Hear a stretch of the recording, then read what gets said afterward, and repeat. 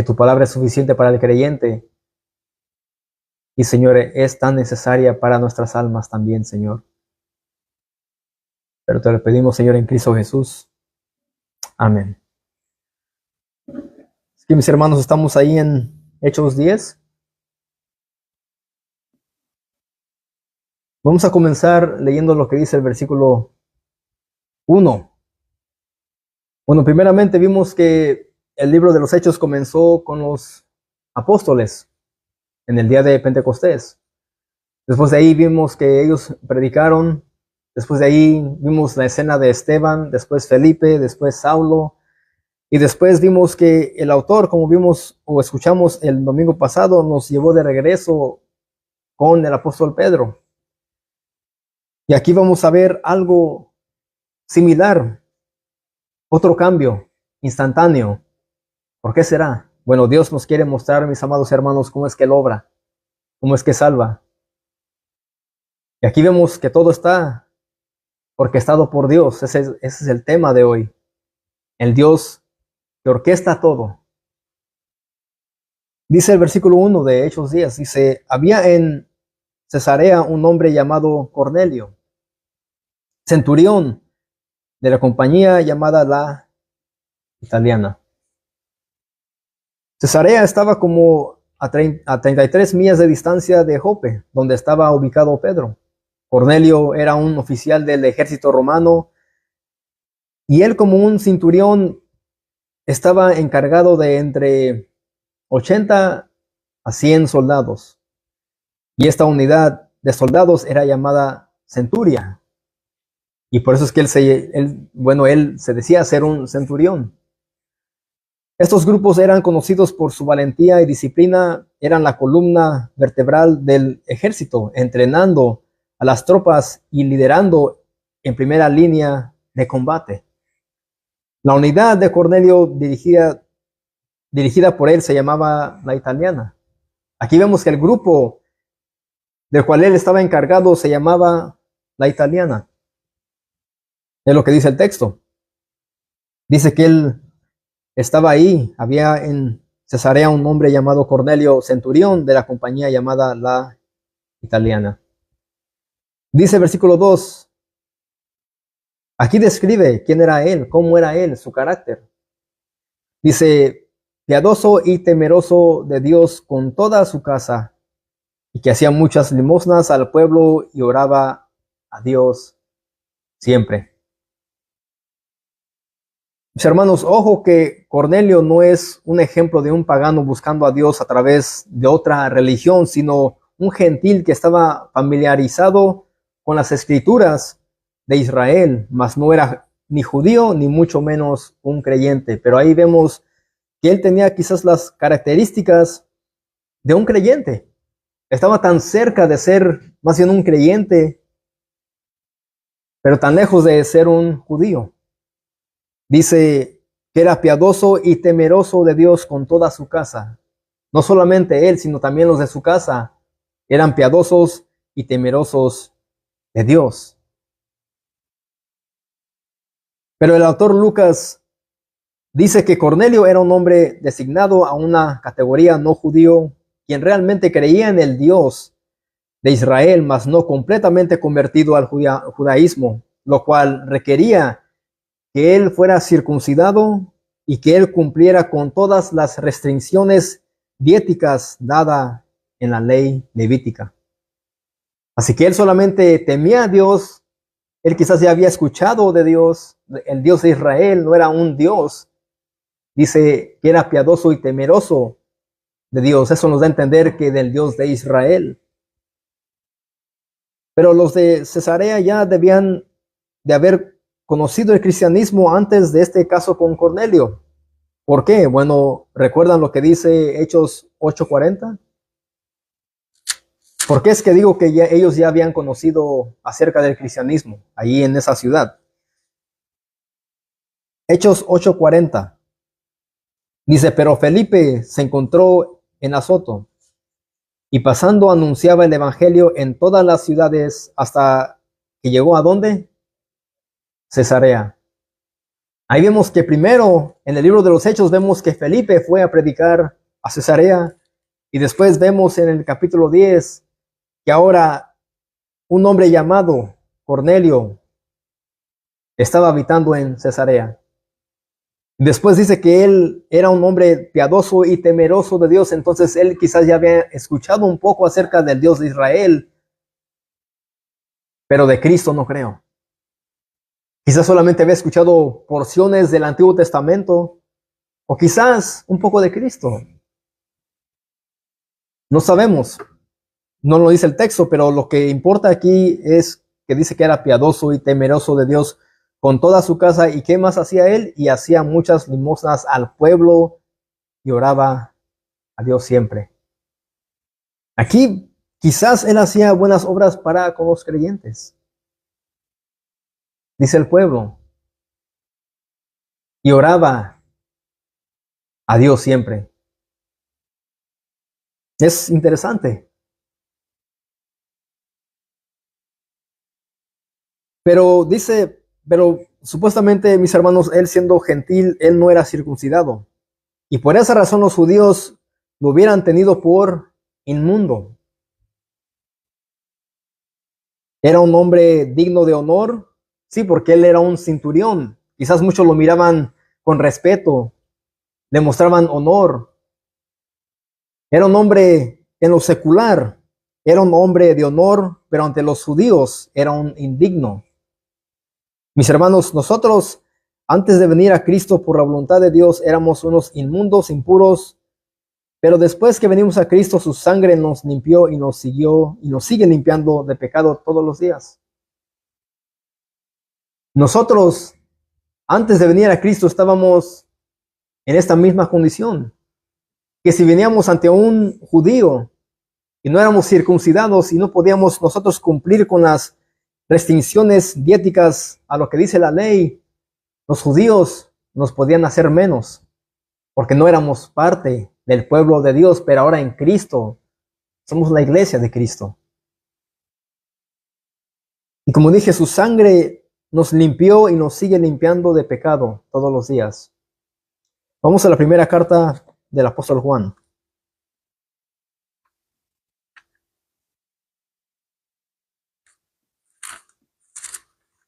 Primera carta del apóstol Juan, capítulo 1, versículos 6 al 7.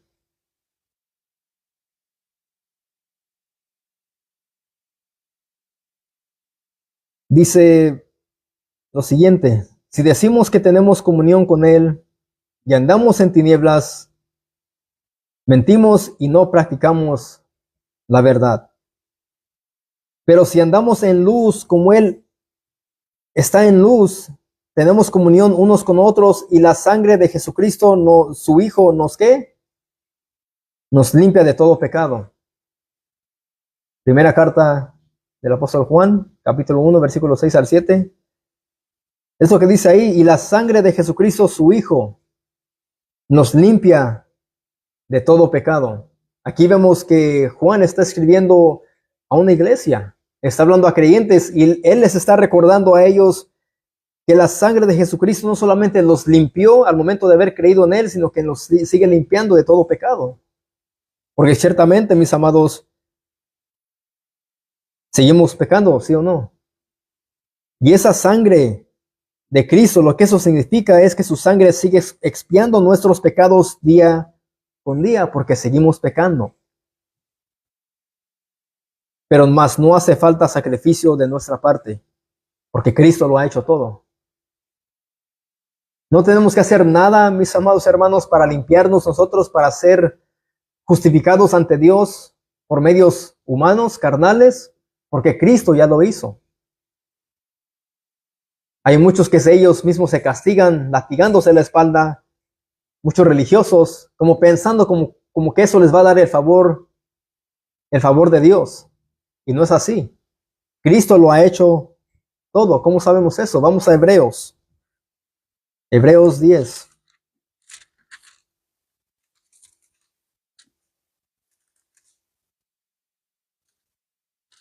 Hebreos 10, versículos 11 al 22.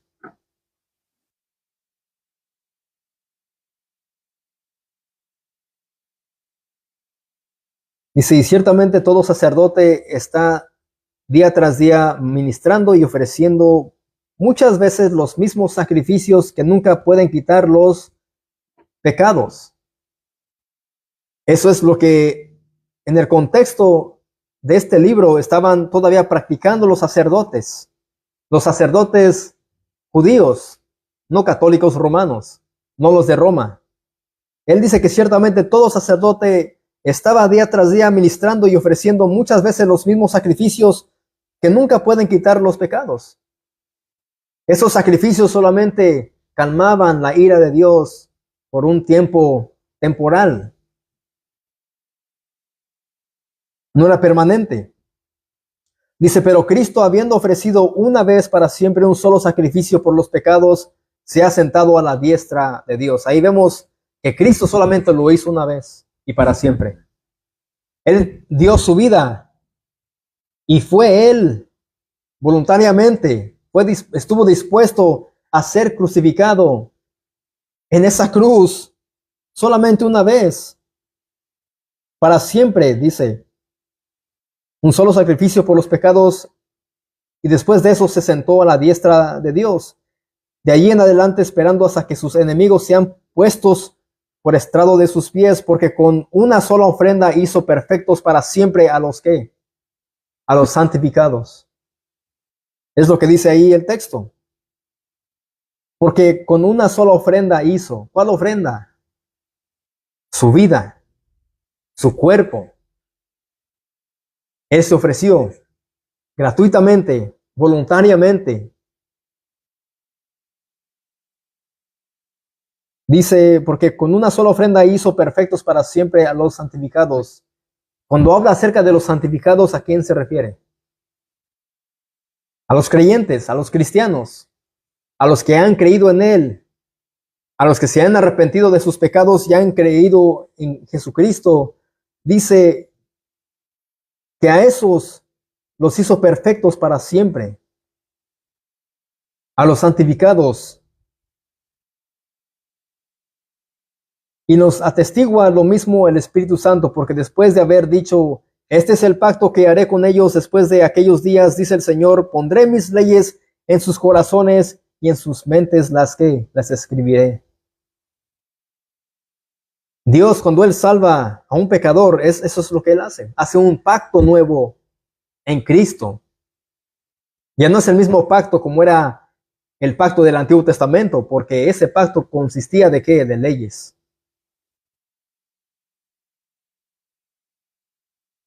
Y aquel que cree en Jesucristo, se arrepiente de sus pecados, Dios, ¿qué hace? Dice, pondré mis leyes en sus corazones y en sus mentes las escribiré.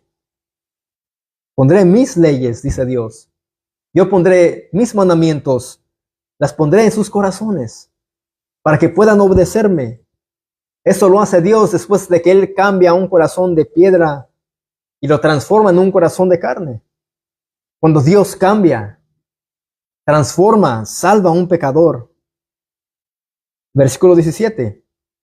Añade, y nunca más me acordaré de sus pecados y transgresiones.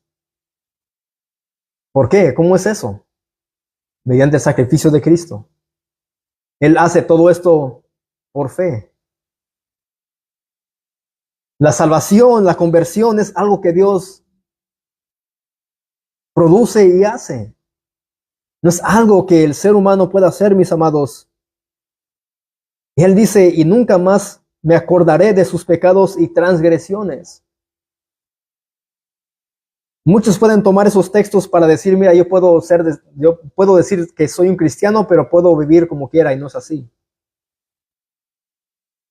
Todo aquel que es cristiano, que ha nacido de nuevo, nunca va a pisotear la sangre de Jesucristo. Nunca va a vivir embarrado en el pecado, desobedeciendo a Dios, sino que aquel que ha sido salvo y transformado por Dios se va a santificar día con día, va a tratar de ser mejor persona, dar buen testimonio. Es hermoso lo que dice ahí, nunca más me acordaré de sus pecados y transgresiones. Dios dice nunca más. Nunca más te voy a echar en cara tus pecados, tu mal comportamiento. Porque todo eso fue clavado ¿en quién? En Cristo, en la cruz. Todos nuestros pecados pasados, presentes y futuros han sido puestos sobre Cristo en la cruz al momento de él haber sido crucificado y haber muerto ahí. Todo eso todo eso fue sobre él, sobre Cristo, sobre su cuerpo. Y aparte de nuestros pecados, la ira de Dios.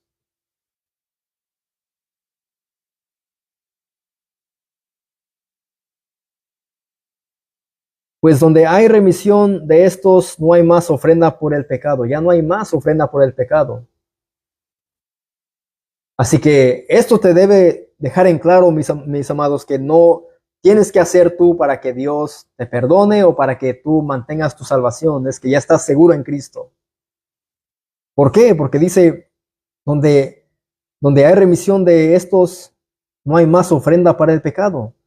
Así que, hermanos, teniendo libertad para entrar en el lugar santísimo por la sangre de Jesucristo, ahí está la libertad. Tenemos acceso al Padre, al lugar santísimo, a su presencia, por la sangre de Jesucristo. Vemos ahí, es Cristo, es su sangre, es Cristo y es lo que él hizo, su sacrificio. Por el camino nuevo y vivo que él nos abrió a través del velo, esto es, su carne.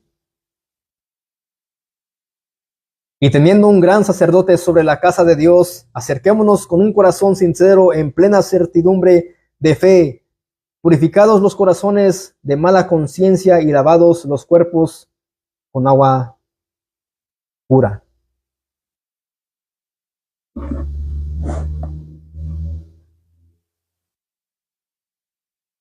Mis hermanos, la perfección del nuevo pacto es que Dios ha provisto un remedio final y completo por el pecado de su pueblo.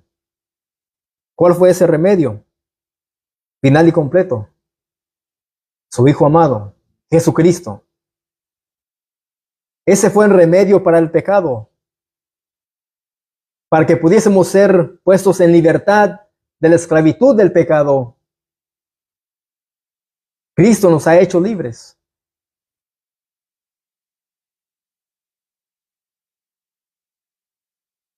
Por lo cual ya no hay más ofrenda por el pecado. Así que ese centurión Cornelio estaba en este mundo sin Dios y sin el Salvador. Y nosotros estábamos igual. Pero ahora siguiendo siendo pecadores en Cristo, mediante Él somos aceptados con el Padre y no somos rechazados. Ya nunca más. Eso es el Evangelio. Eso es el Evangelio puro. Lo que te garantiza el Evangelio, lo que te garantiza a Cristo, es que Él te puede salvar, pero aún siendo salvo, sigue siendo un pecador en Cristo, pero mediante Él eres aceptado ante el Padre. Y muchos enseñan que si no haces, te vas a perder, que si no das tus diezmos, si no hay unas cuantas horas o un día, te vas a perder. Y no es así, ese es el mensaje que escuchamos en muchas congregaciones. Nunca vemos que dice Dios, yo te voy a desgraciar, voy a tomar la gracia que te di. Dice que eso es un don de Dios. La gracia, la salvación de Dios es un don. Es algo que Dios nos ha dado que nunca merecíamos. ¿Tú te mereces un regalo cuando te lo dan en tu cumpleaños? No te lo mereces, pero la gente viene con gusto para celebrar tu cumpleaños y te dan ese regalo sin tú haber hecho ninguna buena obra. Incluso cuando nos comportamos mal, desobedecemos a padre y a madre en tu cumpleaños, te regalan regalos, ¿sí o no? Aunque seas un niño, un muchacho pecador, imperfecto, ahí están los regalos. ¿Te los mereces? No. Es lo que Dios hace.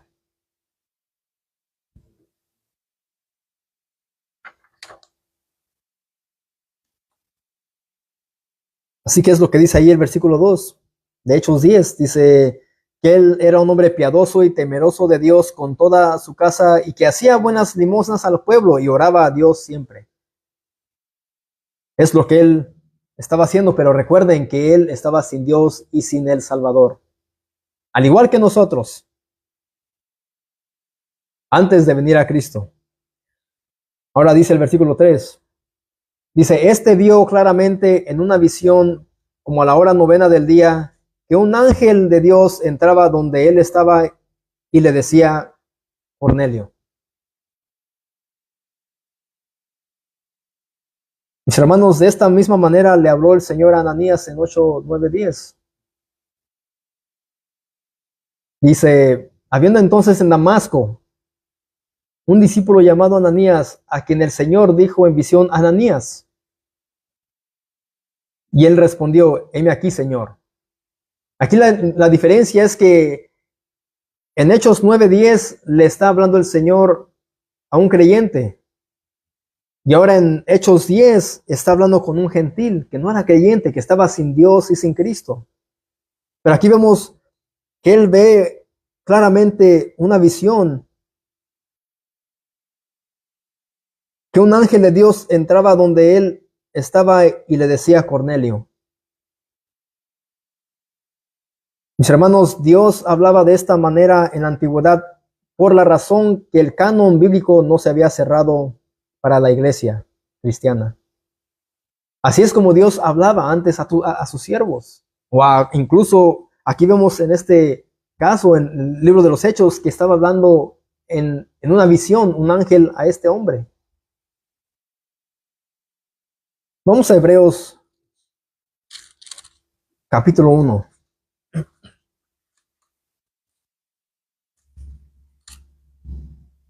Hebreos capítulo 1, versículos 1 al 2. Hebreos 1, versículos 1 al 2. Dice, Dios habiendo hablado muchas veces y de muchas maneras en otro tiempo a los padres por los profetas. En esos postreros días nos ha hablado ¿por quién? Por el Hijo. Aquí está hablando el autor de Hebreos, dice, en aquellos tiempos ciertamente Dios habló muchas veces y de muchas maneras, en otro tiempo a los padres por los profetas mayores y menores. Así lo hacía Dios en sueños y visiones, y después dice, pero en estos postreros días nos ha hablado por el Hijo, a quien constituyó heredero de todo y por quien asimismo hizo el universo. El universo.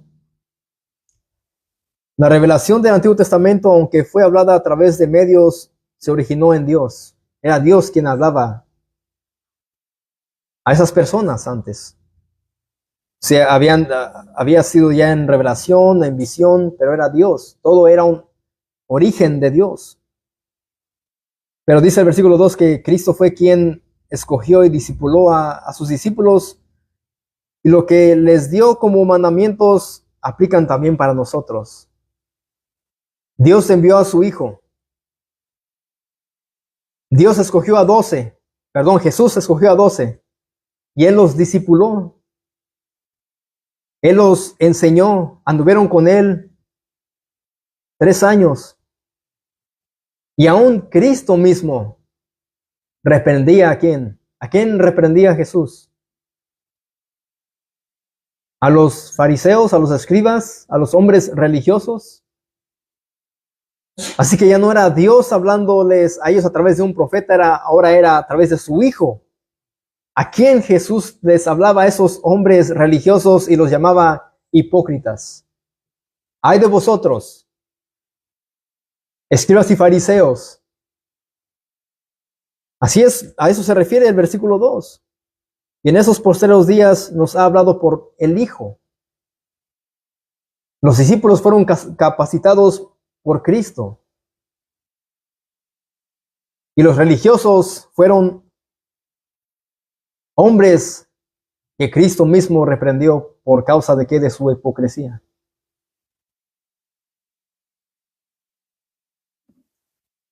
Mis hermanos, hoy no se necesitan profetas, sueños, visiones ni nuevas revelaciones, por la razón que tenemos la palabra profética más segura. ¿Y eso es qué? Es esto. Ya no se necesitan esas cosas. Esas cosas son extras. Tenemos la palabra profética más segura que cualquier profeta que se levante hoy en día, cualquier visión, cualquier sueño o revelación. La Biblia es suficiente y debe de ser suficiente para la iglesia. Y no debemos de tratar o buscar a otros métodos para que Dios nos hable. Tenemos la palabra. ¿Quieres que Dios te hable? Lee tu Biblia. ¿Quieres ver qué tiene Dios para ti? Lee tu Biblia. Si eres un inconverso y quieres saber qué es lo que tiene Dios para ti, lee la Biblia y Dios te va a decir, arrepiéntete y cree en mi Hijo amado y serás salvo. Tan simple como eso. Y muchos hoy en día se enfocan en mucho misticismo, mucha emoción, van en busca de noches de milagros, todo esto, y echan o tienen la Biblia a un lado. ¿Qué más quieres escuchar de parte de Dios? ¿Quieres que Dios te motive? ¿Llene tu ego? Bueno, si quieres ese mensaje, puedes ir a muchas de esas congregaciones que hay a nuestro alrededor.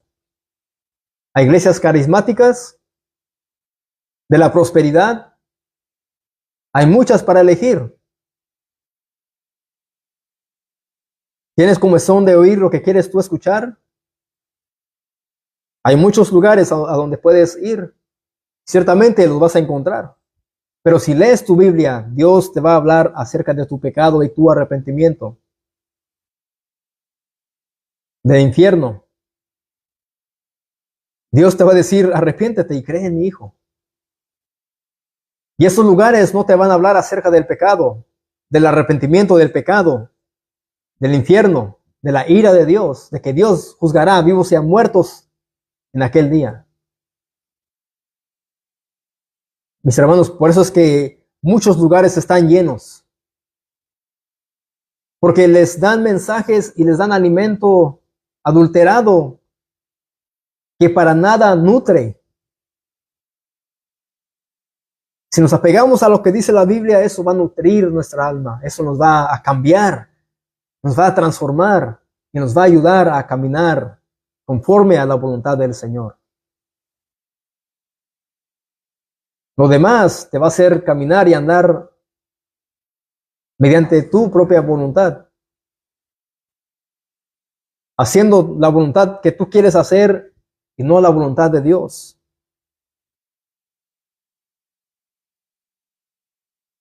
Regresemos a Hechos 10, versículo 3. Así que dice, vio claramente en una visión como a la hora novena del día que un ángel de Dios entraba donde él estaba y le decía, Cornelio. Versículo 4 dice, él mirándole fijamente y atemorizado, dijo, ¿qué es, Señor? Él miró al ángel. Él estaba mirando aquí a este ángel y él estaba atemorizado y preguntó, ¿qué es, Señor? Y le dijo, tus oraciones y tus limosnas han subido para memoria delante de Dios.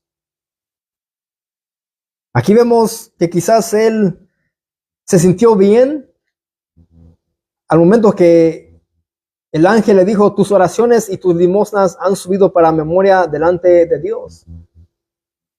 Esto quizás puede sonar algo que pueden usar los predicadores de la prosperidad para decirle, mira, Dios ve bien tus oraciones y tus limosnas, tus diezmos. Pero yo creo, como dije, yo creo que Dios miró de agrado lo que él estaba haciendo. Yo creo que era con el pueblo de Dios, con la iglesia. Porque dice en el versículo 2, dice que él hacía muchas limosnas al pueblo y oraba a Dios siempre. Así que yo creo que Dios miró esto de agrado porque él les estaba haciendo un bien a los creyentes. a los que estaban en necesidad, a los cristianos.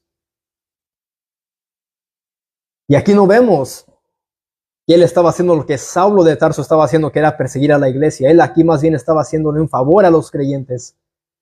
Estaba ayudándolos. Pero mis hermanos, ¿se imaginan lo que eso significó para Cornelio al momento que el ángel le habló?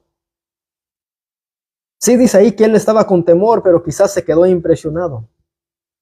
Aquí no vemos ningún tipo de altivez o como que él se creyó más que los demás. Yo creo que él se mantuvo humilde, con una actitud humilde. Y él mostró aquí reverencia. Él aquí no vemos que se postró ante este ángel como lo hizo el apóstol Juan en Apocalipsis. Él quizás se mantuvo humilde, reconociendo que esto era una deidad, que era algo fuera de este mundo. Quizás se quedó impresionado, pero sin duda algo estaba ausente en la vida devota de este hombre. Algo le faltaba. Algo tan significante como el velo, como que el velo entre el cielo y la tierra haya sido traspasado para tratar sinceramente con Cornelio el gentil mediante el ángel. Aquí Dios quería hacer algo. ¿Por qué razón es que envía un ángel para que le hable? ¿Por qué? Mis hermanos, Dios aquí no estaba recompensando a Cornelio por sus méritos u obras de caridad. No creo que Dios estaba aquí o vino con ese propósito solamente para decirle, mira, todo esto subió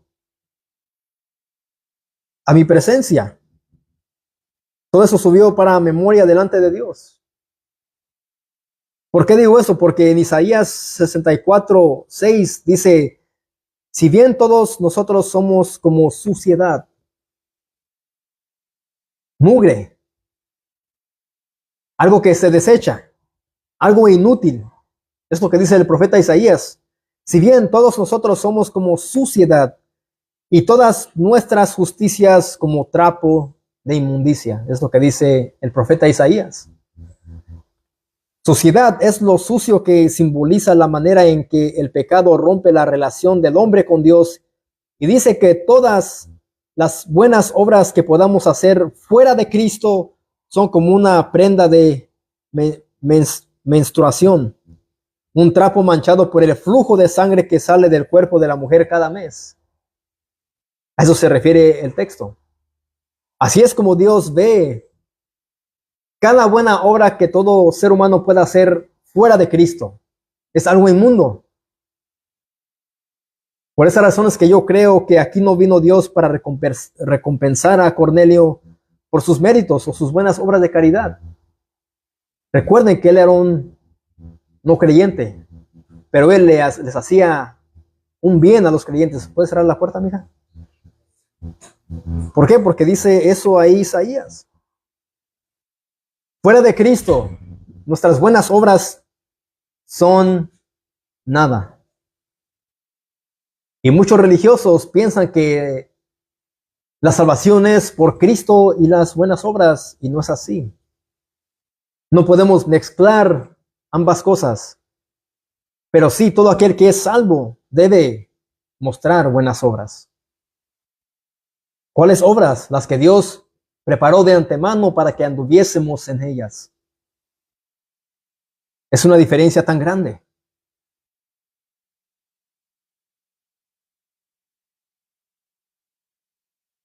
Así que si tú ayudas al necesitado fuera de Cristo, eso es como inmundicia para Dios.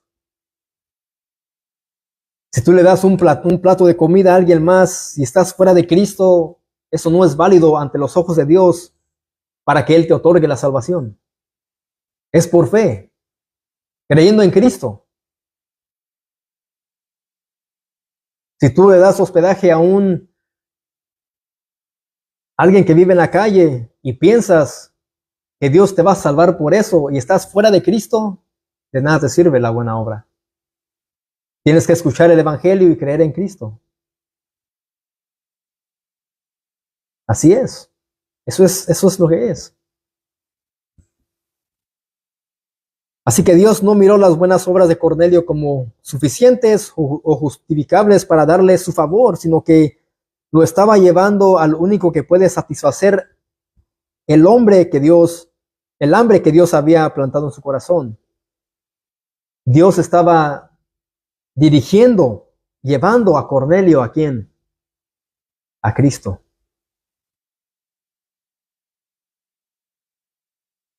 Es lo único que puede satisfacer al pecador. Recuerden que es Dios quien comienza la obra en el pecador y Él es quien también la perfeccionará de principio a fin. ¿Cómo sabemos esto? Filipenses 1:6 dice, el que comenzó tan buena obra en ustedes, dice el apóstol Pablo, la irá perfeccionando hasta el día en que Jesucristo regrese. Filipenses 1:6 es lo que dice. Dice el apóstol Pablo, el que comenzó. ¿Quién es quien comienza la obra? Es Dios quien obra en el corazón del pecador. Es Dios quien lo hace.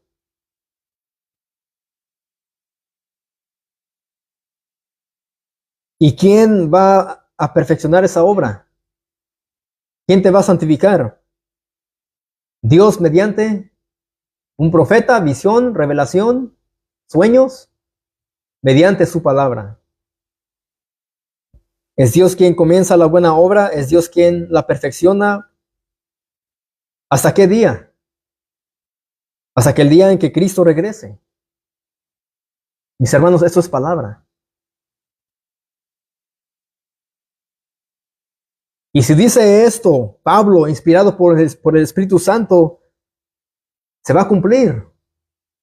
Si eres cristiano verdadero, no te vas a perder.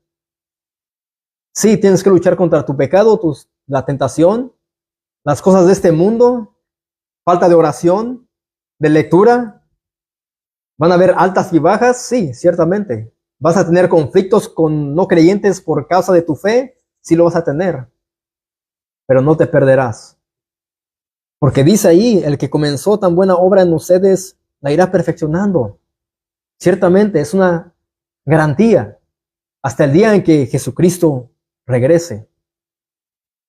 Esto debe de ser un amén. Así es. Así será. Él ha orquestado todo de tu salvación, en tu salvación.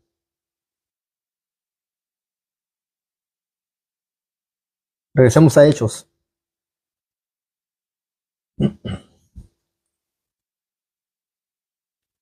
Estamos en el versículo 4, así que dice que él miró al ángel fijamente y estaba atemorizado y le preguntó, ¿qué es, Señor?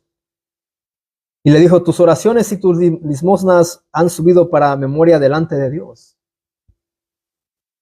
Versículo 5, envía pues ahora hombres a Jope y haz venir a Simón, el que tiene por sobrenombre Pedro. El ángel, mis hermanos, le da a Cornelio un mandato y le dice que envíe a 2 hombres para que vayan en busca de ¿quién? De Pedro. ¿En dónde estaba Pedro ubicado? ¿Recuerdan? En Jope. ¿Cómo sabemos eso? Hechos 9, versículo 43. Y aconteció que se quedó muchos días en Jope en casa de un cierto Simón curtidor. Y ahí vemos que dice el ángel, envía pues ahora hombres a Jope y haz venir a Simón, el que tiene por sobrenombre Pedro. Versículo 6. Este posa en casa de cierto Simón curtidor, que tiene su casa junto al mar. Él te dirá lo que es necesario que hagas.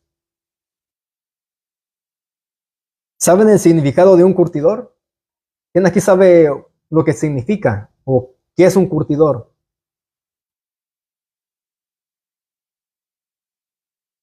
Trabaja las pieles. El término curtidor en el contexto bíblico se refiere principalmente al oficio de trabajar pieles de animales para convertirlas en ¿qué? En cuero. Realizado por un curtidor.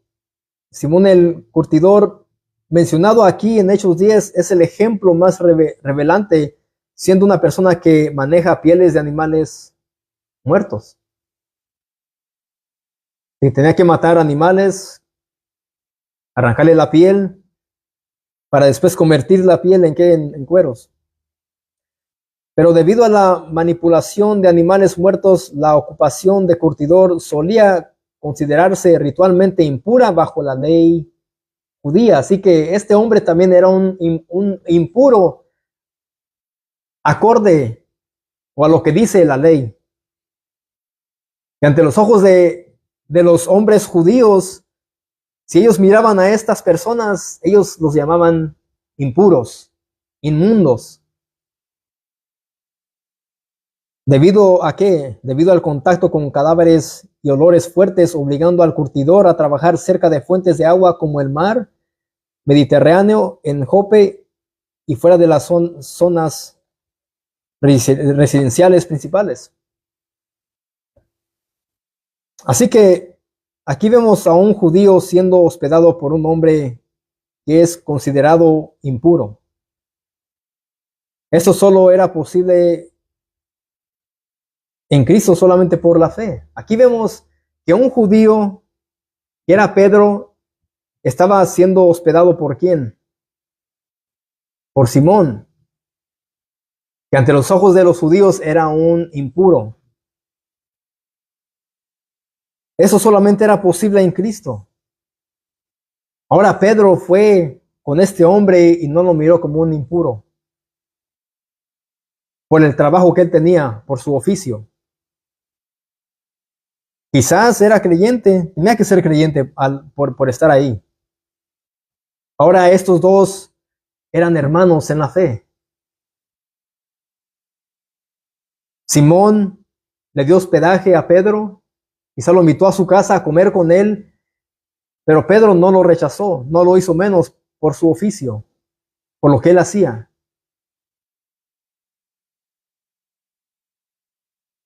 Pero fíjense lo que dice el versículo 6. Al final dice, Él te dirá lo que es necesario que hagas. Ahora vamos a Hechos 9:6.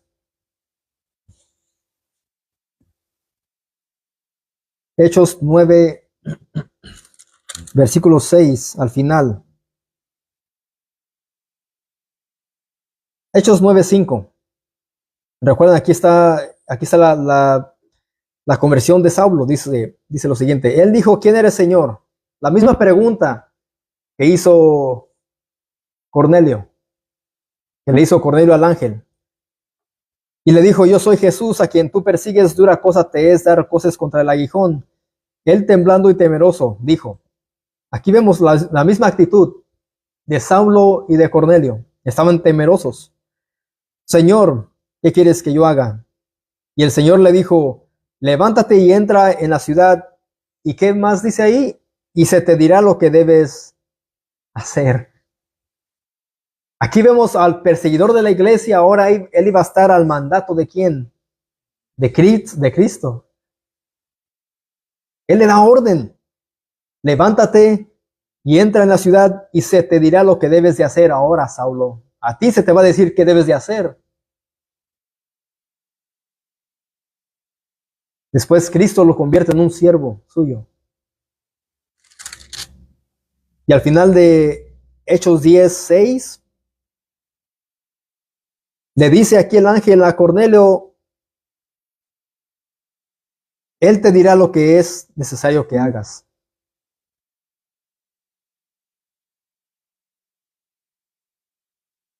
Versículos 7 al 8 dice, ido el ángel que hablaba con Cornelio, este llamó a 2 de sus criados y a un devoto soldado de los que le asistían, a los cuales envió a Jope después de haberles contado todo.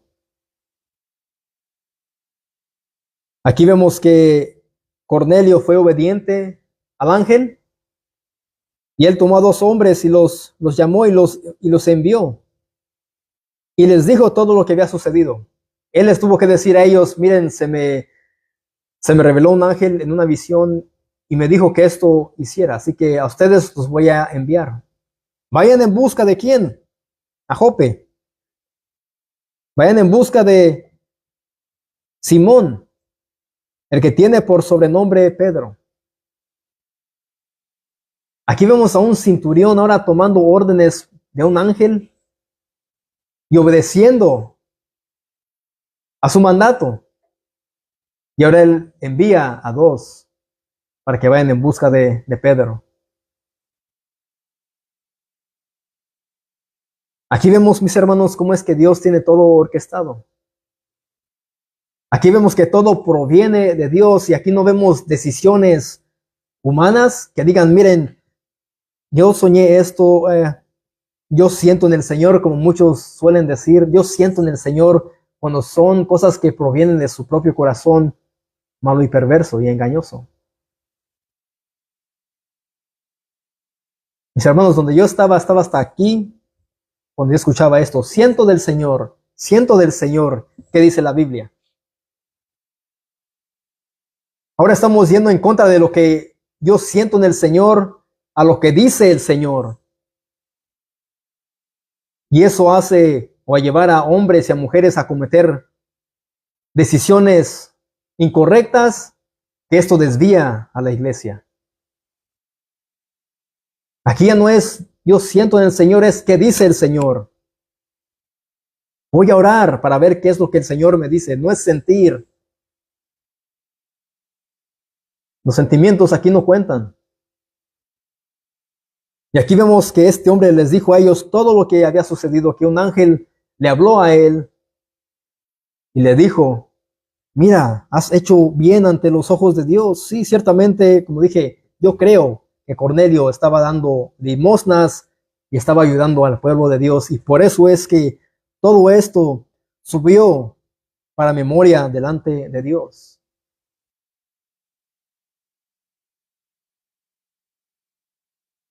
Y él les dijo a estos 2 hombres, vayan, porque este ángel me ha dicho que los envíe a Jope y busquen a Simón, al que tiene por sobrenombre Pedro. Vayan. Aquí vemos ejemplo tras ejemplo. Todo lo que sucedió con Saulo de Tarso fue orquestado por Dios. Siendo un hombre que perseguía a la iglesia, que odiaba a Cristo, a los cristianos, obrando en Saulo. Es restaurado, es reconciliado con Dios. Después él sale a predicar y después lo quieren matar por predicar de que Jesucristo era el Hijo de Dios. Todo orquestado por Dios. A Dios no se le escapa nada de las manos, mis amados. Nada. Así que quiero que te lleves esto en mente. Todo lo que suceda en tu vida, si estás siendo obediente al Señor, todo está planificado bajo su decreto. Pero también puede pasar que por malas decisiones o por nuestro pecado suframos consecuencias. Las consecuencias también pueden traer, nuestro pecado también puede traer consecuencias. Pero ¿qué debemos de hacer cuando sucede eso? Arrepentirnos de nuestro pecado e ir a Cristo. Y decirle al Señor, Señor, ayúdame. Yo quiero hacer tu voluntad, quiero santificarme, quiero obedecerte. Si es que padezco persecución o vituperio por causa de tu nombre, o si me llega una enfermedad, siendo yo obediente, Señor, yo sé que todo esto proviene de ti. Solamente ayúdame a seguir hacia adelante y no quejarme, sino que tenga una actitud como la que tuvo Job. Cuando él perdió todo lo que él tenía en un solo día, incluso sus hijos.